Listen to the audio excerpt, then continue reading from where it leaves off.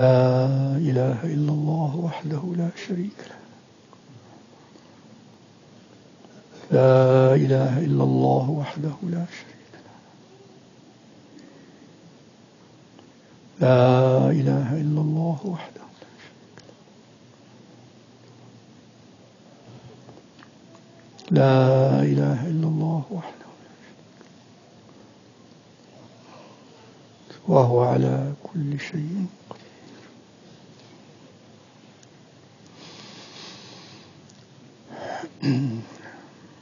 Assalamu alaikum wa rahmatullahi ta'ala wa barakatuh. Please continue your dhikr, and you may wait until after the Khatira to perform your sunnah. And if you desire, you can perform your sunnah now in the back.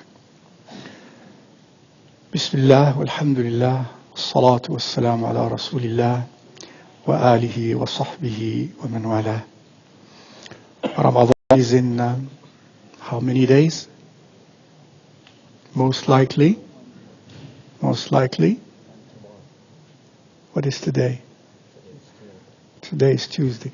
Most likely he said tomorrow. He means tomorrow night, because the night begins at Maghreb. Inshallah ta'ala. Most likely it will be Thursday in accordance to the proper sighting of the crescent, inshallah ta'ala. And as we are trying to do our best to prepare for that blessed month and for the gifts of Allah subhanahu wa ta'ala during that blessed month, inshallah ta'ala, I'm here and intend to remind myself and to remind you of that which Allah and His Rasul sallallahu alayhi wa alihi wa sallam taught us through the proper enlightened understanding of our ulama, to teach us about how to benefit from the month of Ramadan, inshallah ta'ala. Remember, as I have pointed out to you and to myself first, what should we look for most importantly during Ramadan? What should we be making sure of about ourselves during the month of Ramadan? For example, the tongue, he said. The tongue. You said it well. Just point out to your tongue and don't talk. Subhanallah, may Allah help us. That, he means by that, inshallah, hafidhahullah, that during this month, we should be not only careful about, of course, not indulging in that which will physically, and in the hukmi sense, and in the shari'i sense, violate our sawm, such as eating or drinking and so on and so forth. But most importantly, we should pay attention to our manners, to our akhlaq, to what we harbor inside our hearts, to the way we use our tongue, the way we use our hands, the way we use our legs, the way we use our power, the way we use our senses, and the way even we use our hearts. Because all of that, if we don't practice to be in siyam in that sense, and so means to refrain, to withhold, to keep. If we don't keep our tongues, if we don't keep our hearts, if we don't keep our hands, if we don't keep our intellect, if we don't keep our eyes and our ears and so on, from indulging in that which we otherwise, in a nafsani sense, in a sense of the self and the base self, we tend to indulge. And if we don't strive to stop it, then our siyam will be useless. Who said so? As we learned, who said so? Rasulullah sallallahu alaihi wasallam, didn't he? Which text, for example, said that? And we shared it a few times. Which text says that? Some people don't get nothing but hunger. Ahsant. The text, for example, that Rasulullah sallallahu alaihi wasallam mentioned, رُبَّ صَائِمٍ حديث صحيح وَرُبَّ صَائِمٍ لَيْسَ لَهُ مِنْ صِيَامِهِ إِلَّا الْجُوعِ. In other words, he said, some of us would fast. The only fruit we harvest from that sawm, the only reward, in inverted comma reward, the only reward is hunger. خلاص. And he says, وَرُبَّ قَائِمٍ لَيْسَ لَهُ مِنْ قِيَامِهِ إِلَّا السَّهَرِ, sleepless nights. And he says, and there are some of us who perform qiyam during Ramadan or outside of Ramadan, especially in Ramadan. We perform qiyam and taraweeh and tahajjud, and the only benefit we harvest from that, he said, is what? Sahar, sleeplessness. That's it. Why? Because during all of that, we have not guarded our qulub. We have not guarded our eyes. We have not guarded our tongues especially. We have not guarded our ears. We have not guarded our hands, our might, our power. We have not guarded any of that. We let it move in a free range of indulgence. كل ذلك يسيء إلى صيامنا. All of that will jeopardize our fasting, my dear brothers and sisters. So in preparing for that, that's what we prepare for, that spirit. Just like we have been used, alhamdulillah, to preparing for not eating, isn't it? That takes preparedness. We've been preparing for not eating and not drinking. And some of us even, may Allah Azza wa Jal reward you all, some of us, what happened during the first 2, 3, 4 days? For some brothers and some sisters, what happens? They have headaches. Right? They have headaches. It's very difficult, it's very challenging for them, but they have been preparing for that. This is not going to stop them. So that's what fasting teaches me, self-restraint. Self-restraint through not eating and not drinking, that for which I prepare and for which I am about which I am conscious, teaches me self-restraint in more important things. That's Sawm. Self-restraint of my eyes, restraint of my ears, restraint of my tongue, restraint of what I allow of emotions and moods inside of me. هذه روح الصيام. This is the very essence and spirit of Sawm. And the text teach us that if this spirit is missing, then the only fruit we harvest, the only benefit, the only reward of fasting is hunger. My dear brothers and sisters, Allah subhanahu wa ta'ala says, يا أيها الذين آمنوا كتب عليكم الصيام كما كتب على الذين من قبلكم لعلكم تتقون. Allah Azza wa Jal mercifully and lovingly tells us, and He doesn't have to tell us, and we don't have to know, but He encourages us, subhanahu wa ta'ala. All we have to know is it's a command of Allah and we obey. Allah, out of His munificence, out of His benevolence, out of His kindness, He gives us reasons that we, if we have sound reasons, would appreciate. And it gives us strength to do that. So He says, in other words, there are good reasons for you to fast. تَتَّقُونَ. What taqwa comes from what? From what meaning? Talk to me. Restraining. No. Taqwa comes from actually shielding, protecting, covering, from waqayaqi. Fasting leads us to be protected, to be shielded. From what? Rasulullah sallallahu alaihi wasallam also emphasizes this concept when he says, as-sawmu junnah. There is jannah versus junnah. As-sawmu junnah. What does junnah mean? Protection. Shield. Cover. Shield from what? As-sawmu junnah. When we fast, we develop protection for ourselves. How is that?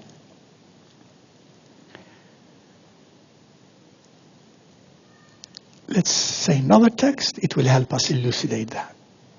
صوموا تصحوا, said he sallallahu alaihi wasallam. صوموا تصحوا. Fast, you will be healthy.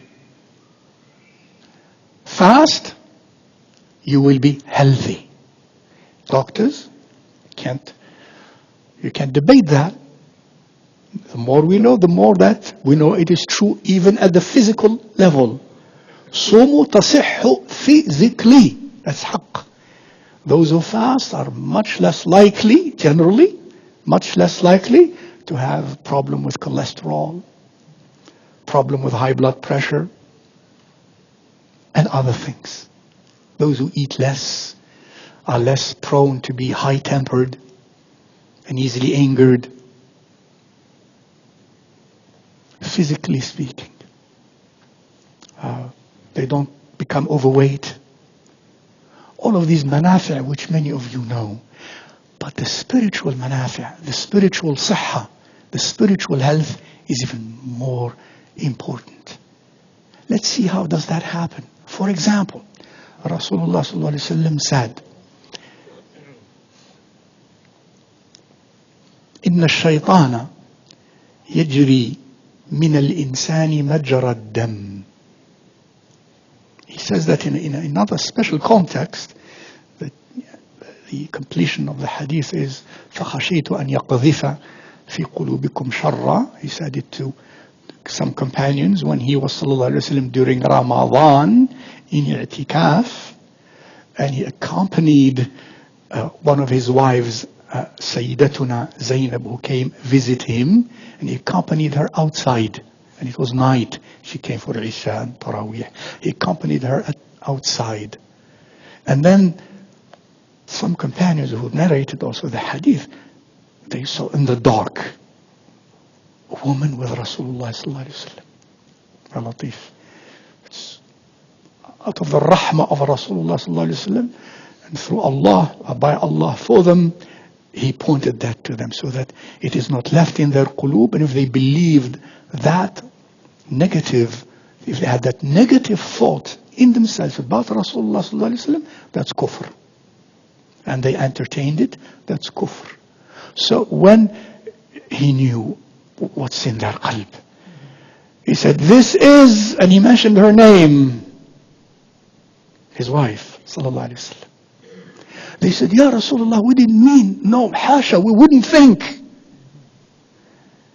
And he said, sallallahu alaihi wasallam, in his usual wise, gentle approach, he said, sallallahu alaihi wasallam, verily, shaitan runs in the human being the way blood runs in the passageways of the human being.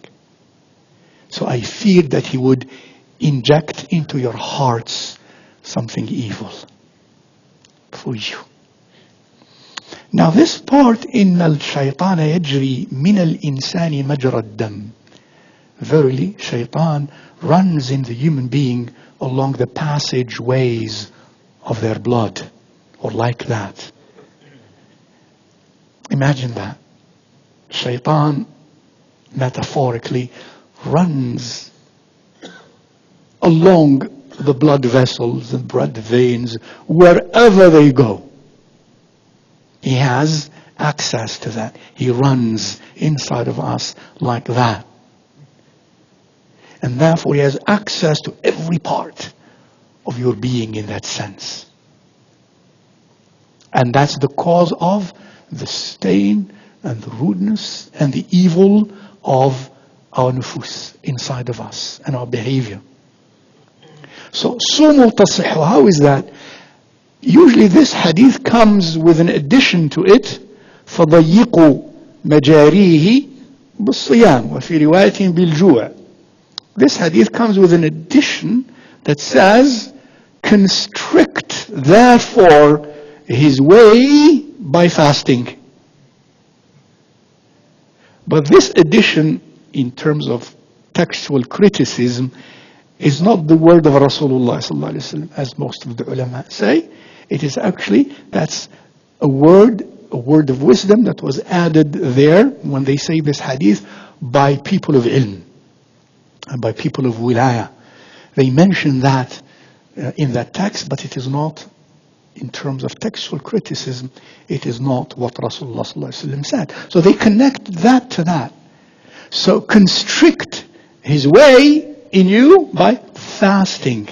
In other words, when we fast, when we eat less, spiritually what happens? Shaitan inside of us is weak.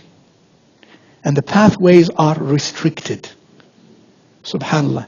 physically, the more we eat, the more shaitan can be there. SubhanAllah, it's like the opposite of what happens physically. Doctors, you would know. The more we eat and the more we're not careful of how we eat and what we eat, what happens inside those arteries, etc.? What happens? Build up of what? Pardon? Build up of fat, cholesterol, the bad type of cholesterol, and the passageways physically are constricted, and the blood does not pass easily, and therefore diseases. But spiritually, what happens? The spiritual blood, passageways are expanded when we eat less. When we eat more, the spiritual passageways are constricted. The spiritual passageways, when we eat more, the passageways of shaitan inside of us are, when we eat more, the spiritual passageways, what happens, are expanded. And shaitan has free access. But physically they are contracted. And we are sick physically. Subhanallah. As though you can say, shaitan being there, no, this is a metaphor. Shaitan having more access inside of that, that fat and that filth that makes us sick, it's like the feces of shaitan inside of us. The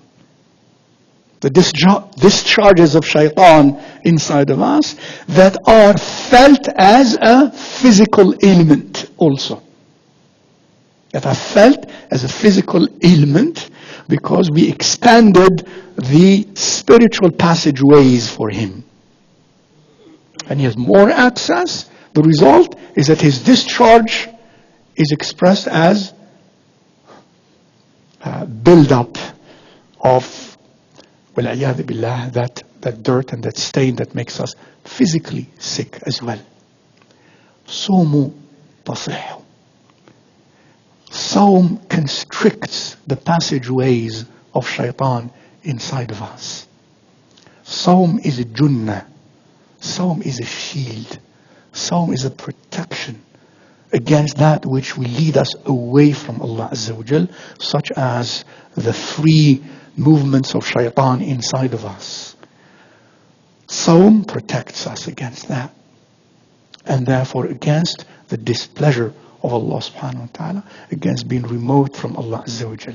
My emphasis for myself first, Alamullah, then for my dear brothers and sisters, the emphasis is that I and you, it is alhamdulillah by now, all of the adults, it is easy for you to fast, for us to fast in the physical sense, because some of you have been doing it for 30 years and for 20 years or for at least few years. That has become easy. What we have not been practicing and has yet to become easy is to refrain from the improper use of my tongue. During Ramadan, and to prepare for it. The improper use of my eyes. The improper use of my tongue, of my ears, of my hands, of my heart, of my feelings, of my emotions. That it has not been emphasized enough, perhaps, my dear brothers and sisters, by us to us. And we have not developed the Islamic original culture of fasting in that spiritual sense as well, to harvest the maximum of benefits granted by Allah Azza wa Jal. We have not been doing that, have we?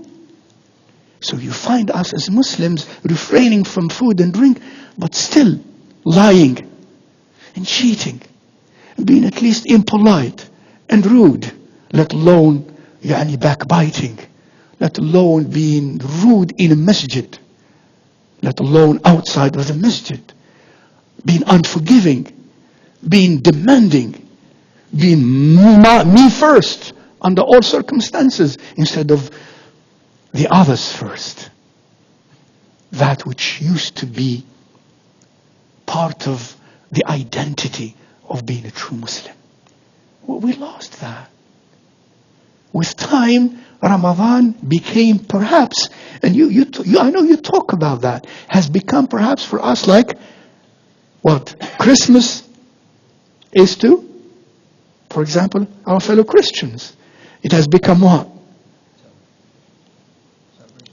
No, it has become entertainment. It has become more eating, drinking, partying, and more commercials, more buying, more kada, more eating, more.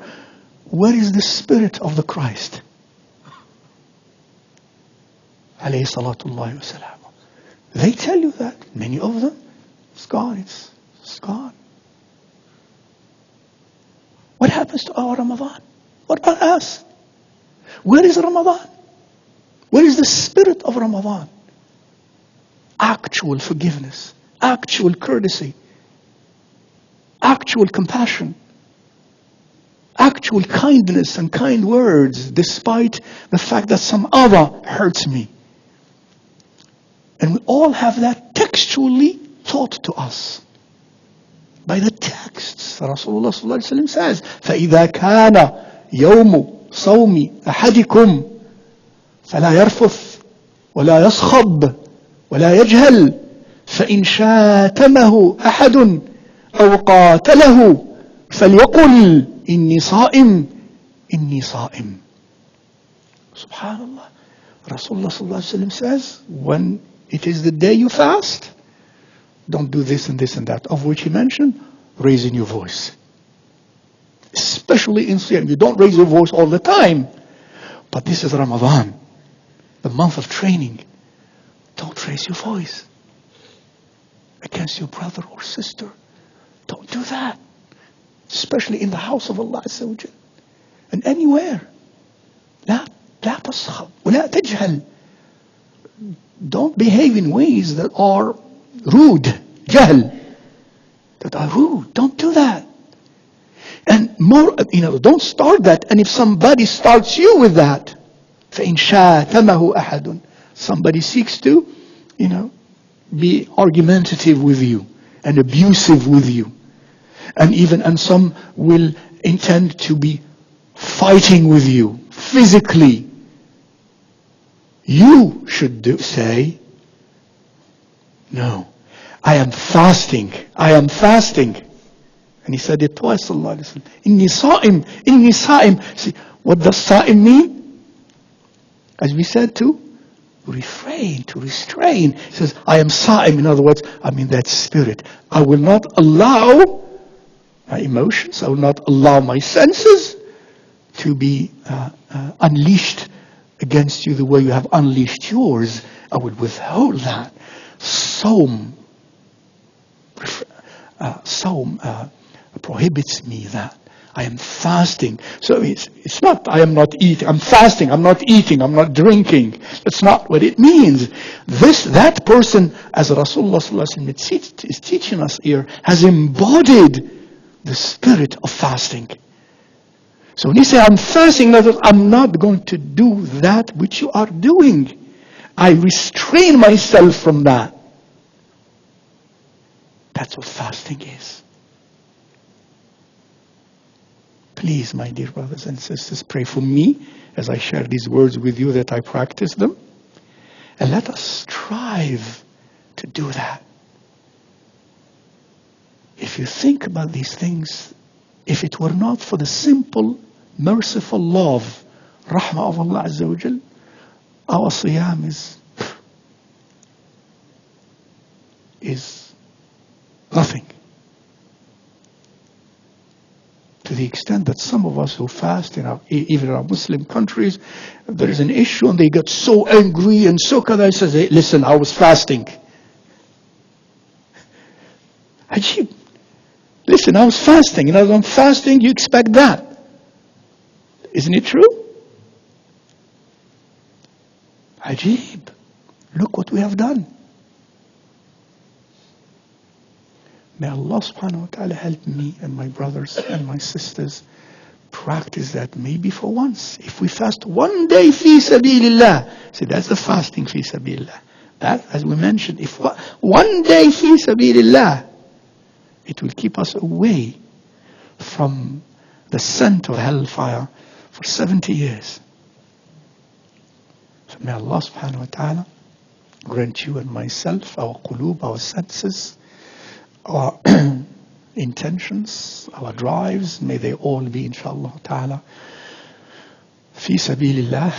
May we inshallah ta'ala enjoy every moment of it, every second of it, and may it be at last inshallah ta'ala a full pardon and a full forgiveness, gift of forgiveness from Allah to us inshallah ta'ala. Wa jazakum Allah ta'ala khairan. Wassalamu alaikum wa rahmatullahi ta'ala wa barakatuh. أنا الشيخ ماجد الدكتور ماجد السبكاني. أهلا أهلا بخير. يسعد الله فكرني. أهلا بخير فاضل معذرة. يا مرحبا سيدي. الله يبارك. يا مرحبا. يا أهلا وسهلا. يا كيف حالكم سيدي؟ الله يسعدك. الحمد لله. الله يبارك فيك يا أكرم. الحمد لله. يا مرحبا. لله الحمد.